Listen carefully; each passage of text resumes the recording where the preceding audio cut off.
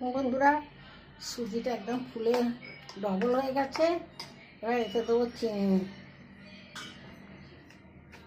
বেশি বড় রেসিপি করলে আমরা নতুন দেখে না, ওই জন্য আমি যতটা পারি ছোট করবার চেষ্টা করি।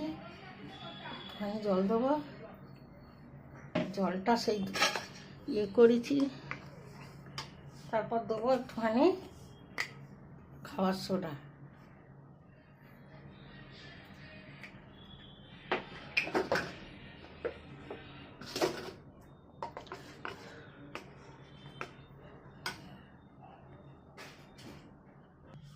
এই যে আমার কাছে কিছু সবজি কুচনো আছে, পেঁয়াজ, কাঁচা লঙ্কা, টমেটো, আর আছে কারি পাতা। চাটুটা কড়াটা তেতে গেছে, তেল দেবো।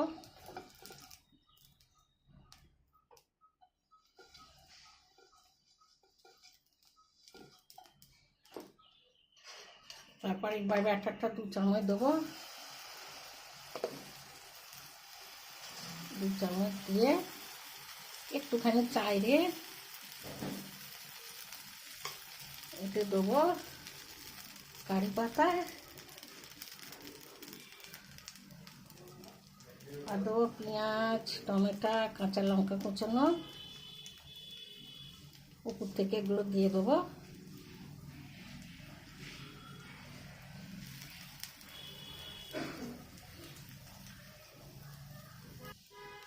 আর দেবো একটুখানি লঙ্কা গুঁড়ো দিয়ে এটাকে আমি ঢাকা দেবো।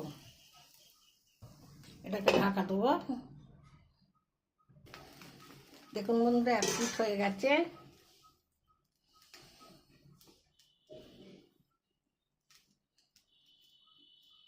এটাকে আবার উল্টে দেবো।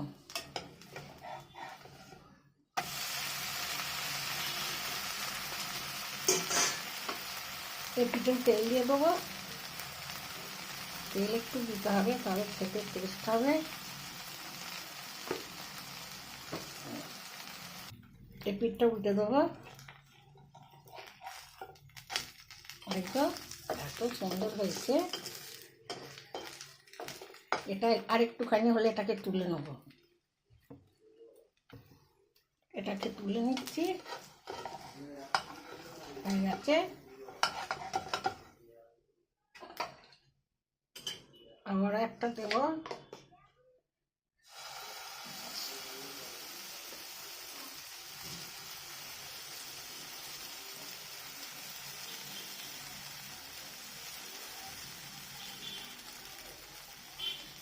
এবার দেবো কারি পাতা।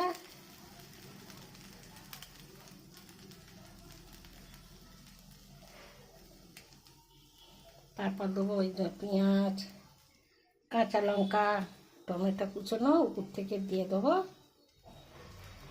অল্প করে দিয়ে লঙ্কা গুঁড়ো দিয়ে এটাকে আমি ঢাকা দেবো।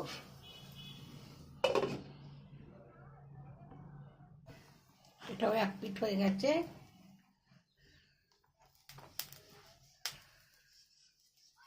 তেলটা বুঝলে এটাকে উল্টে দেবো।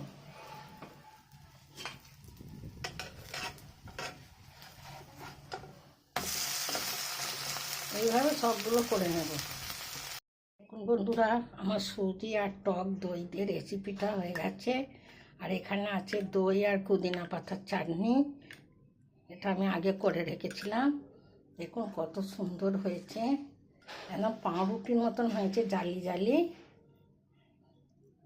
খেতে দারুণ টেস্টি হয়েছে। দেখুন, এই রেসিপিটা ভালো লাগলে কমেন্ট করে শেয়ার করবেন আর ফলো করবেন। আমি আসছি আবার অন্য রেসিপি নিয়ে। আপনারা ভালো থাকুন, সুস্থ থাকুন।